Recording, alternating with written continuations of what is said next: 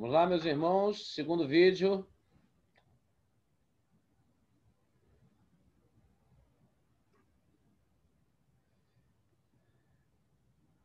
Já vão preparando as perguntas, acompanhando a sequência, tá bom? Porque hoje terá muita pergunta.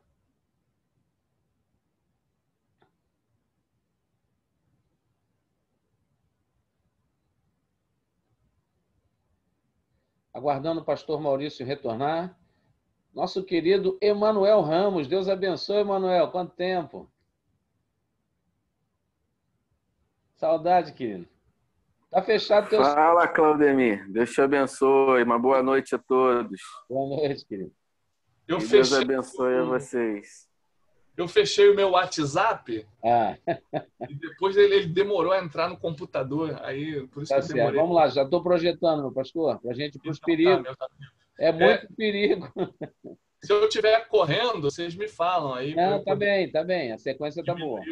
É que o assunto é extenso, né? Eu estou tentando trazer o máximo possível de informação, tá? Ok. Os perigos do nacionalismo. Isso a gente precisa observar com muito critério, né? Com muita atenção. O nacionalismo ele pode gerar intolerância. Essa abordagem do nacionalismo pode levar a uma intolerância em relação aos dissidentes, pessoas que discordam, né?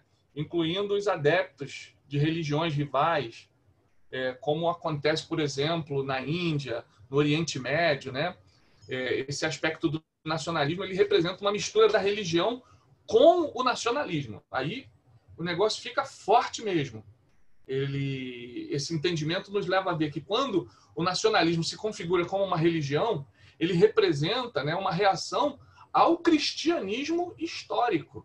Por quê? A missão de Jesus é universal. E essa missão ela é passada para nós, que é de pregar o evangelho a toda criatura. Então, é uma missão universal. Se a gente criar separação, nós deixamos de cumprir a missão universal de Jesus, de Deus, de um povo escolhido, entre as nações, né, de todas as nações. E ao passo que o cristianismo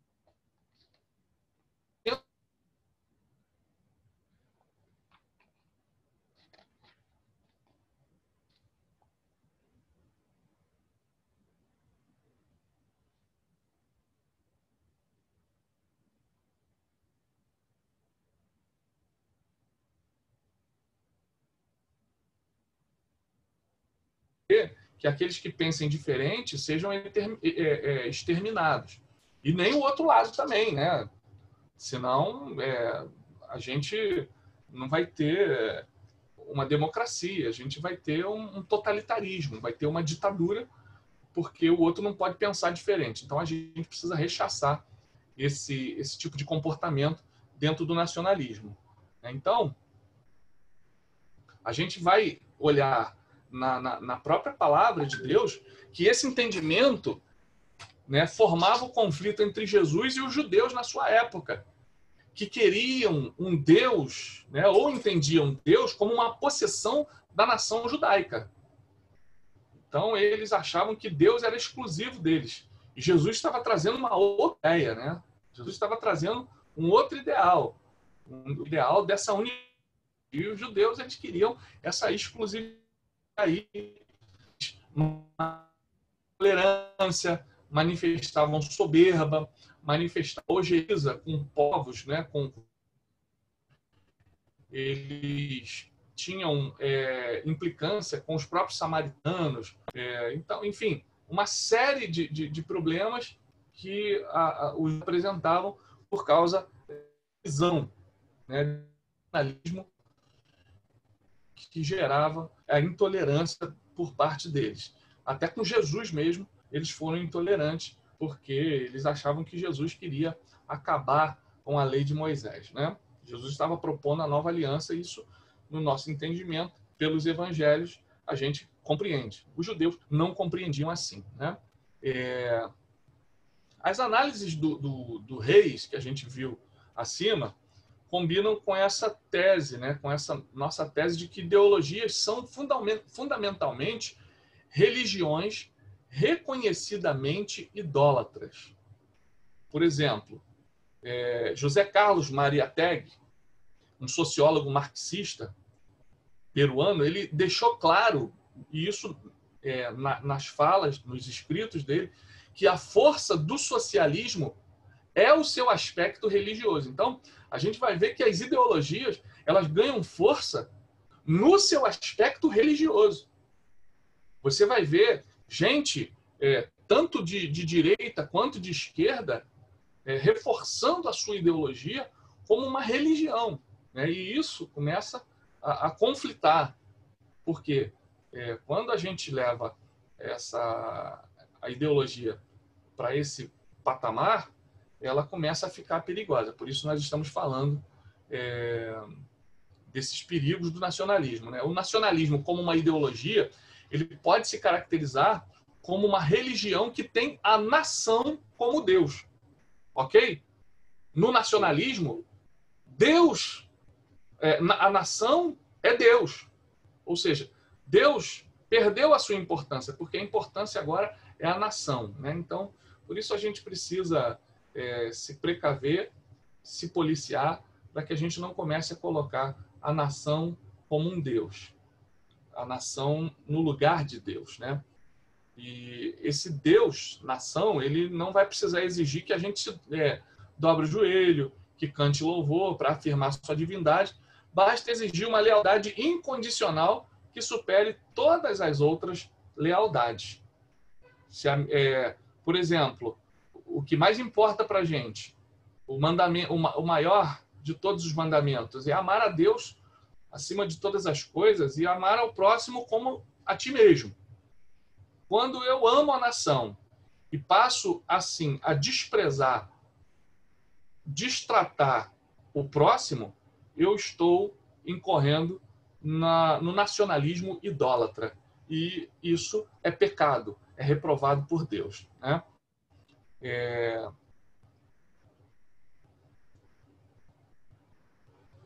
Outra comparação com uma outra ideologia, no caso, se a gente for comparar ao liberalismo. O liberalismo, ele tenta libertar o indivíduo das demais vontades que prejudicam a soberania da individualidade. E o nacionalismo, ele, de forma semelhante aí com o liberalismo, ele tenta emancipar a nação do controle de quem se encontra fora dos seus limites autodefinidos, né? Ou seja, qualquer oposição ao nacionalismo, ela vai se tornar um perigo. E isso se assemelha ao liberalismo, que aí, no caso, é o oposto. Se o nacionalismo ele é comunitário, o liberalismo ele já dá uma ênfase ao individualismo, né? Então, os nacionalistas identificam o mal com o domínio de quem é diferente deles, seja em matéria de raça, cultura, língua ou religião. Então, esse perigo precisa ser observado, né? E a gente tem exemplos em Uganda. A gente viu um povo que vivia sob um domínio britânico, né? Eles viviam sob o domínio dos ingleses. De repente, chega um líder nacional, um ditador chamado Idi Amin Dada. Isso aconteceu nos anos 70. Estar no domínio estrangeiro para o povo de Uganda era melhor do que estar sob a liderança de um nacionalista que foi Idi Amin Dada, que se tornou um ditador totalitário, assassino, que trouxe assim trouxe assim muita tragédia dentro da sua própria nação, né? Pois era um governante intolerante que não aceitava oposição, né? Por exemplo, Cuba, que trocou de regime, trocou uma ditadura por outra ditadura, né? Então, continuou sendo uma ditadura de toda forma. Então, não houve ali nenhuma diferença, né? Então, o nacionalismo trocou somente de mão e de aspecto. No entanto, Cuba continuou sendo uma nação sem liberdade de expressão, né? O nacionalismo ele tem pressupostos distintos, mas não menos perigosos, né? Essa liberação nacional que liberta dos supostos males da dominação estrangeira, ele incorre no erro do que aconteceu em Uganda com Idi Amin Dada, né? E ele também pode assumir uma forma destrutiva e totalitária, como no caso do fascismo de Benito Mussolini, que no fascismo a lealdade ao Estado se torna a mais sublime lealdade que o cidadão pode ter. Então, hoje, o pessoal aí fica rotulando o outro de fascista, né? Ah, é fascista. Mas, na verdade, eles não sabem o que realmente foi o fascismo de Benito Mussolini. E quando alguém classifica, né, o outro hoje de nazista, porque ele não sabe o que realmente foi o nazismo, né? Então, o que a gente vive hoje, né, por mais que você critique, não chega nem perto do que foi o nazismo e o fascismo naquela época lá, na década de 30 e 40, quando começaram esses movimentos nacionalistas, né? Então, o que a gente vive hoje está muito longe de ser fascismo, muito longe de ser nazismo. No entanto, a gente não vai arriscar. A gente, principalmente na igreja, nós não podemos nem chegar perto dessas vertentes. Nós precisamos trabalhar o nosso nacionalismo para que ele não chegue nessas vertentes. Assim também como aqueles que se opõem ao cristianismo, né? Aqueles que têm uma vertente mais marxista, mais socialista, também tem que se policiar para que eles não se enquadrem numa visão fascista, porque o fascismo não é só uma característica de direita, apesar de que o que se pretende é rotular, é classificar o outro como fascista, né? Eu não, o outro é fascista.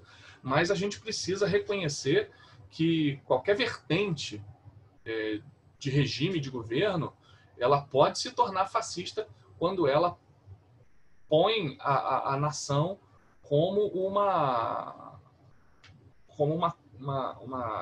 uma instituição, né, que está acima de qualquer suspeita. Isso aconteceu na União Soviética. O socialismo soviético colocava a nação soviética acima de qualquer suspeita.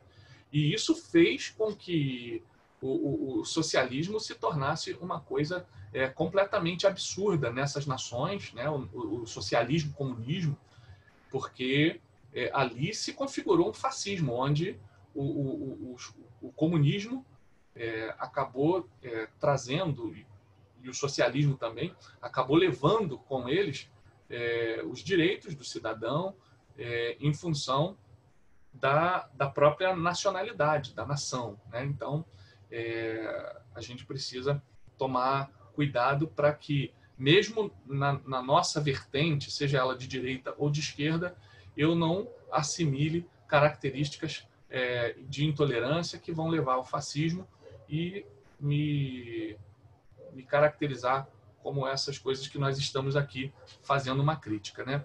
Os tipos de nacionalismo, pelo menos que estão classificados aqui no nosso livro, são dois. O nacionalismo cívico-político, que tem o seu foco na lealdade no Estado, ou seja, na comunidade política, de que todos os cidadãos são membros, né? E as revoluções nacionais do mundo, as primeiras, elas foram motivadas por essa variedade cívica de nacionalismo, o nacionalismo cívico-político, né? Por exemplo, a Revolução Americana, ela foi motivada por essa vertente do nacionalismo cívico-político, onde pessoas que vieram oriundas da Europa, né, e que tinham aí a sua colonização inglesa, começaram a se mobilizar para que a Revolução Americana os libertasse, né, dessa colonização. E o nacionalismo étnico ou tribal, que defende o direito de populações locais ao autogoverno pelo fato delas serem constituídas em nações distintas e autoconscientes, mesmo sem territórios, mas como base nessas características étnicas ou tribais, né? E isso aconteceu já em outras épocas, nos conflitos, por exemplo, palestino-israelense. Ali é um nacionalismo étnico ou tribal, onde os palestinos sempre evocaram esse direito de se constituir como nação, né? E isso aconteceu também em guerras na Iugoslávia, na Bósnia, Kosovo, que tem essa característica do nacionalismo étnico ou tribal. Tem os curdos também, pastor. É a mesma situação. Os curdos também é a mesma situação lá no Iraque. Os curdos, né? Os curdos não é na Turquia? Pega a Turquia, Iraque e eu acho que pega um pedacinho do Irã. Ali um território meio misto. São etnias que querem uma emancipação, mas que acabam sofrendo, né? E não conseguem o seu intento, que é o intento de formar uma nação, no caso, uma nação curda, né? Então, eles têm o nacionalismo, mas é um nacionalismo étnico, cultural. Ok? Todo nacionalismo tem um objetivo político dominante e, portanto, o mesmo movimento nacionalista étnico aspira a algum tipo de controle sobre as instituições do Estado, como é o Estado, como são as aspirações de Estado aí da Palestina, né? Até se criou uma organização, quem lembra aí da OLP, Organização de Libertação da Palestina, que tinha esse viés de criar o Estado palestino, né? Que tem ainda. E a visão agora que nós vamos falar é a visão nacionalista do Estado. Eu tô muito acelerado, gente? Tá ótimo, tá ótimo. Porque o assunto é grande, né? Eu procurei resumir, mas não sei se fui... Tá muito bom, pastor. Tá muito bom, pastor. Parabéns aí pela tua aula. Tá bem compreensivo. Fica tranquilo. Legal, legal. Obrigado, meu irmão. A visão nacionalista do Estado. Na maior parte das democracias ocidentais, o nacionalismo cívico é brando, né? Como está o texto aí, e se sujeita a parâmetros constitucionais, né? Ou seja, ele obedece às constituições relativas aí aos países. A influência de ideologias rivais, né, como o liberalismo e, logicamente, aos limites que Deus inscreveu na própria criação, né, devem ser toleradas. As ideologias rivais, elas devem ser toleradas. Por exemplo, uma nação predominantemente cristã, ela não pode oprimir os ateus, aqueles que não creem em Deus. Vocês estão entendendo? Um cristão, ele não pode ser opressor, gente. Então, alguém que é nacionalista e que se diz cristão, ele deve pegar o nacionalismo dele e colocar abaixo do cristianismo. Porque primeiro vem o seu sentimento cristão, para que o cara que é ateu não seja oprimido, ou o cara que é de uma outra religião, né, ele deve ser respeitado, tolerado, deve ser privilegiado em determinados aspectos. Então, isso vai criar na pessoa um sentimento de aceitação. O nosso diácono Emanuel está aí conosco, né? Dá um sinal aí, Manu. Emanuel está meu conosco. pastor. E nós fizemos um sepultamento juntos, né? O crente, assim, tá junto em todo canto, né? No churrasco, no enterro. Então, nesse dia a gente estava junto no enterro, né? E acho que era o enterro da sua vozinha, Manu. Era isso? Foi No enterro massa. da sua vozinha, né? E no enterro da vozinha do Manu, tinha um pai de santo que fez parte da história da família, e esse pai de santo estava lá, e o Emanuel nesse sepultamento, ele deu voz a esse pai de santo, para que esse pai de santo pudesse falar no sepultamento da vozinha do Emanuel, e ele pôde ali expressar o seu carinho, o seu apreço à avó do Emanuel. Ainda que esse sepultamento estivesse sendo dirigido com características cristãs, né? De cânticos, de leitura bíblica. Um adepto de religião afro teve um espaço onde ele falou, onde ele pôde se expressar, e isso trouxe para ele uma felicidade, trouxe para ele uma satisfação de ter sido aceito no ambiente cristão. Então, é o que a gente está falando aqui, né? Agora, outra coisa, se uma nação governada por uma vertente religiosa diferente, por exemplo, muçulmana, ela também não pode excluir os cristãos. E isso a gente vê acontecendo muito no Oriente Médio, né? Cristãos que são perseguidos porque aquela nação ela é regida por um nacionalismo religioso, né? E isso vai acabar interferindo na liberdade das outras religiões. E então isso, no nosso nacionalismo, nós não podemos contemplar, irmão. Se a nossa nação partir para um viés cristão, nós temos que ser defensores ferrenhos da liberdade das outras religiões e até mesmo daqueles que não creem em nada, dos agnósticos, dos ateus. Tá bom? Então, outra visão é uma teoria político-normativa. Ela precisa ver o Estado como uma instituição formada como base no exercício do poder e guiada pelo princípio da justiça. Isso é uma visão cristã. Então, o nacionalismo cívico ele identifica a nação e o Estado, tentando usar o Estado para consolidar a unidade nacional, né, pelo uso dos meios de comunicação e pelo monopólio educacional. Por quê? Pelos meios de comunicação e pelo monopólio educacional, você consegue consolidar toda essa unidade, né? Mas respeitadas as devidas proporções. Tá? Esse monopólio educacional ele não pode ser utilizado para fins religiosos e também não pode ser usado para fins ideológicos. Por isso, nós temos essa combatividade, né?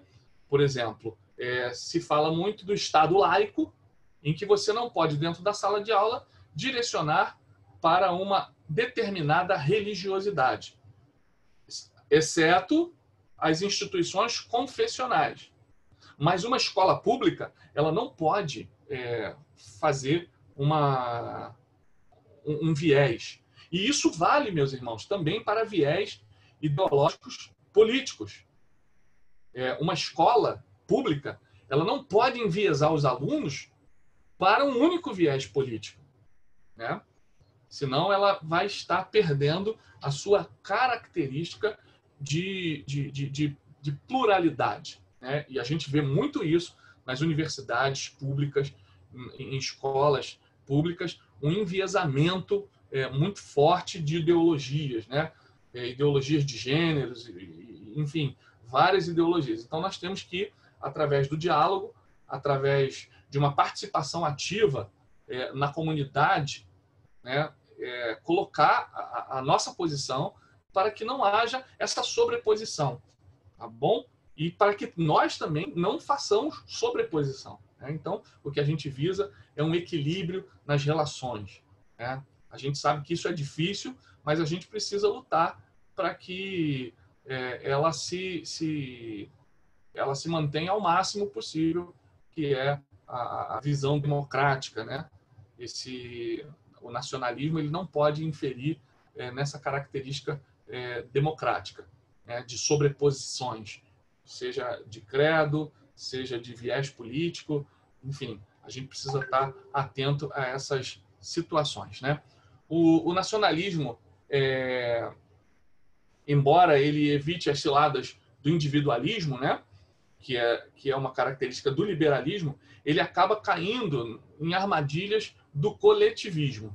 E esse coletivismo a gente precisa também ter em mente que a gente precisa estabelecer um coletivismo também com críticas, para que uma coletividade não fique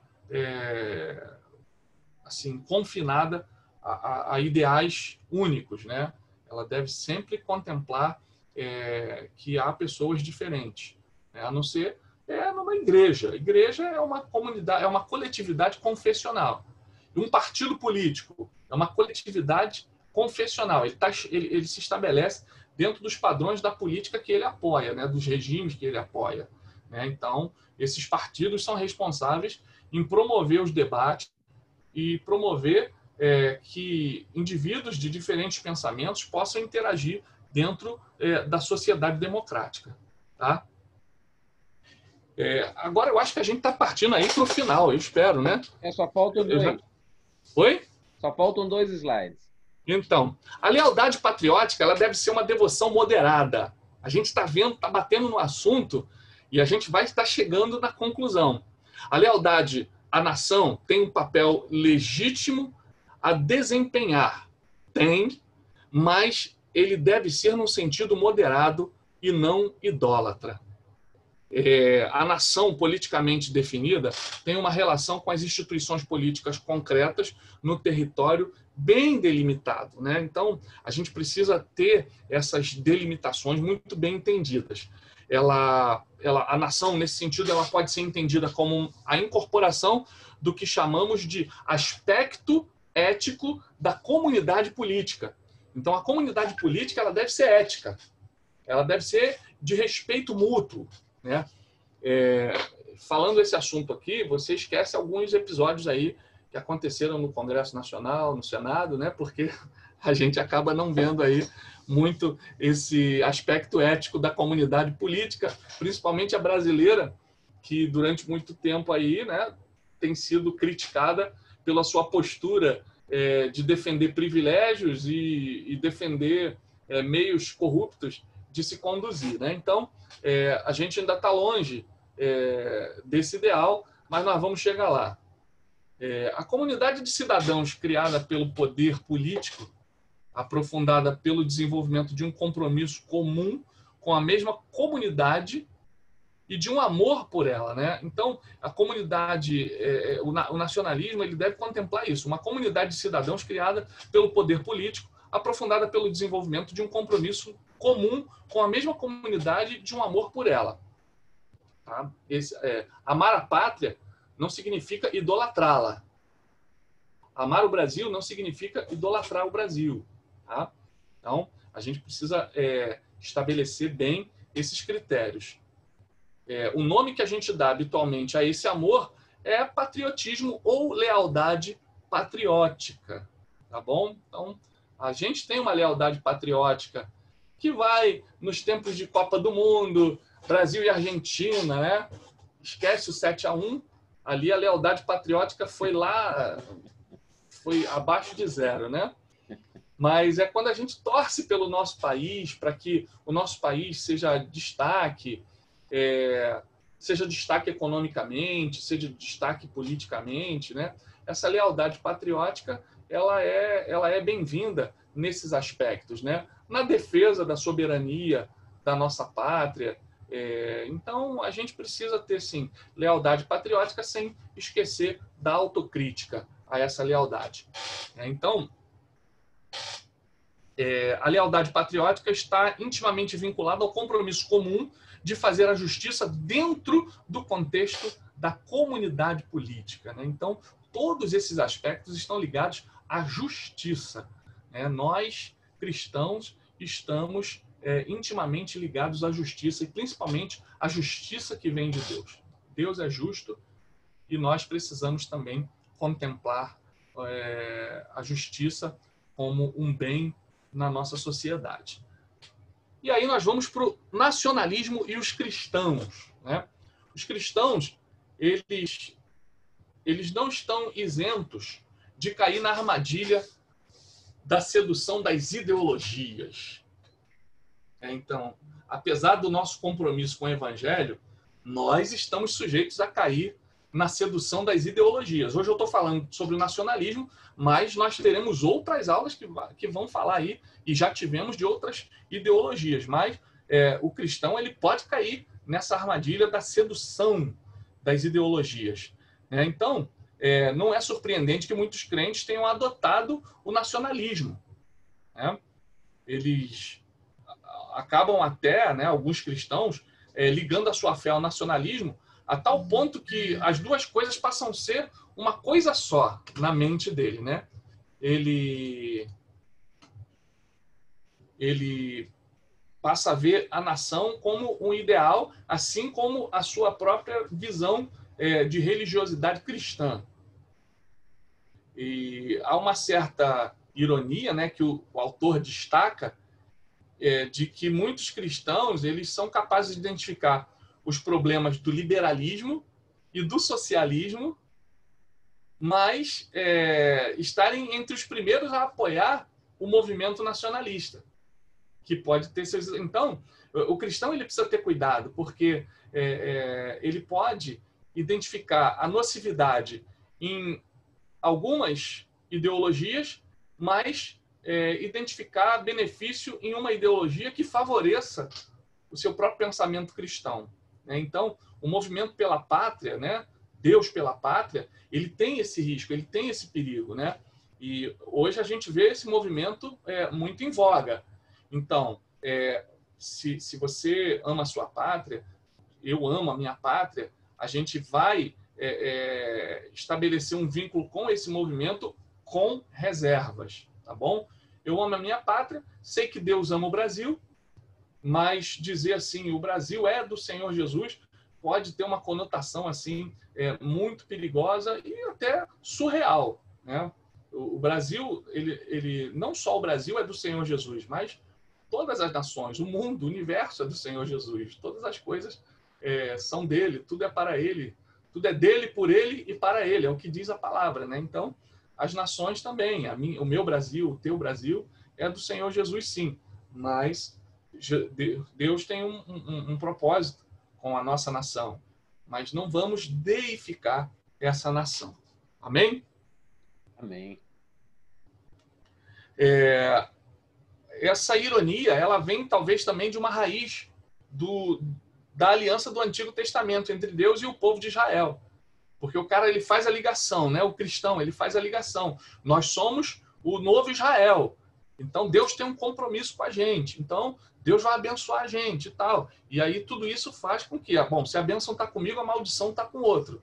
Não, Jesus ele foi bem claro e enfático em dizer que para a gente não amaldiçoar, para a gente abençoar.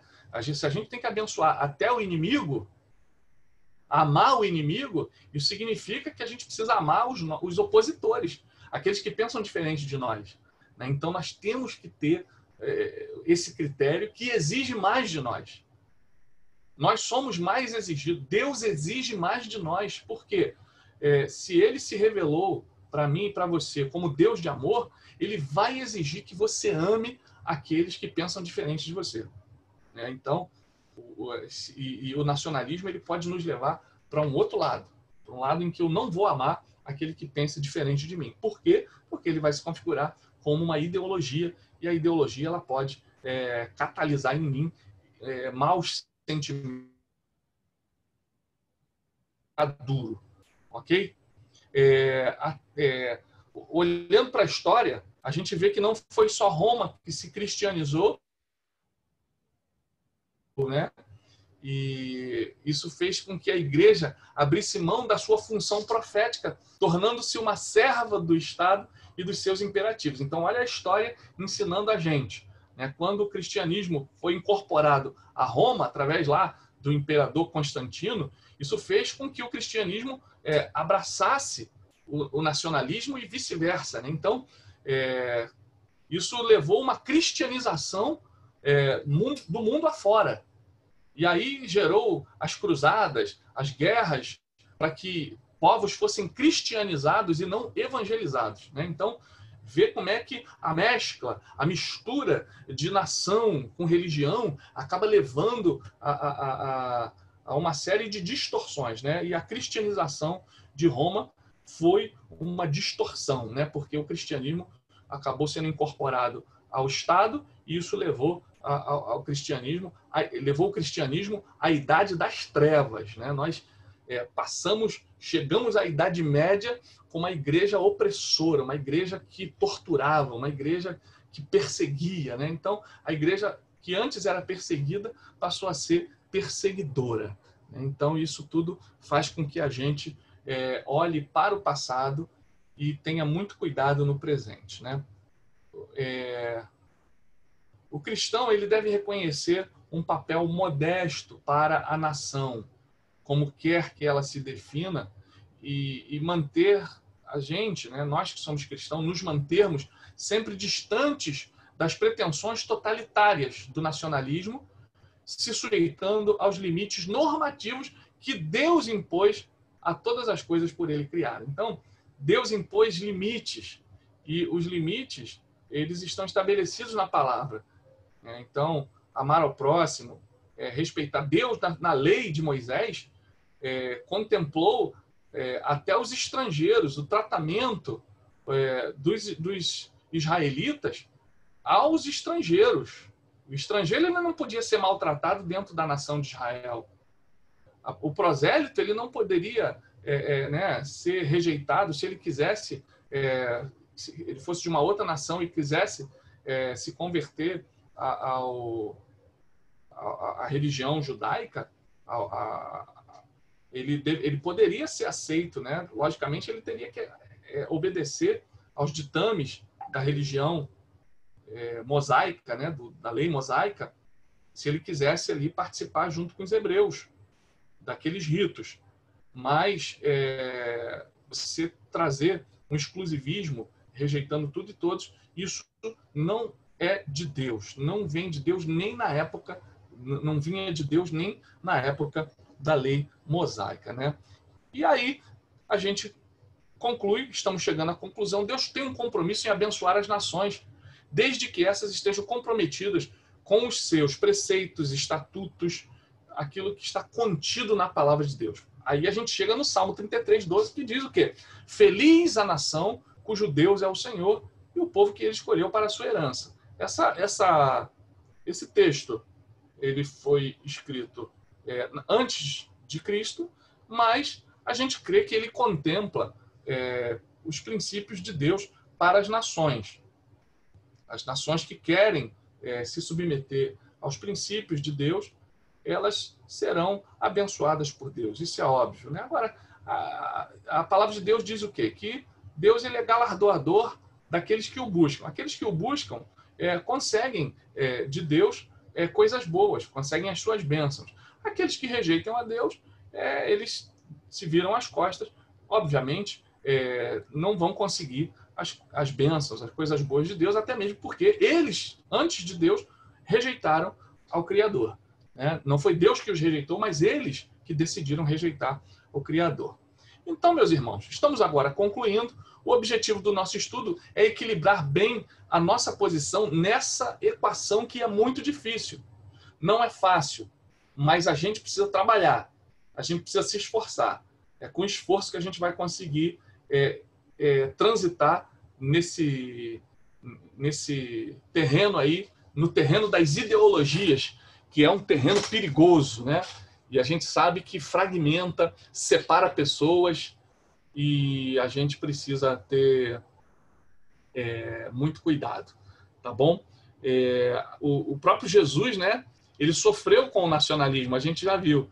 Os judeus, eles eram os conservadores nacionalistas no momento da história em que Jesus estava mais para um liberal revolucionário, tá vendo? Como é que, do ponto de vista, a gente pode ver coisas diferentes. Os cristãos hoje, que muitos taxam como conservadores, se a gente olhar para Jesus, nós somos oriundos de um líder, de um Deus, de um Senhor, que foi um liberal revolucionário, que queria libertar, um liberal guardadas as proporções, ele queria libertar o povo daqueles ditames tradicionalistas, legalistas, que eram os ditames judaicos, né? Pastor, só uma pausazinha. Vamos derrubar para a gente voltar para o terceiro, que falta 30 já está acabando. segundos. Eu acho que vai mais uns 5 ou 10 minutos, no máximo. Mas já só falta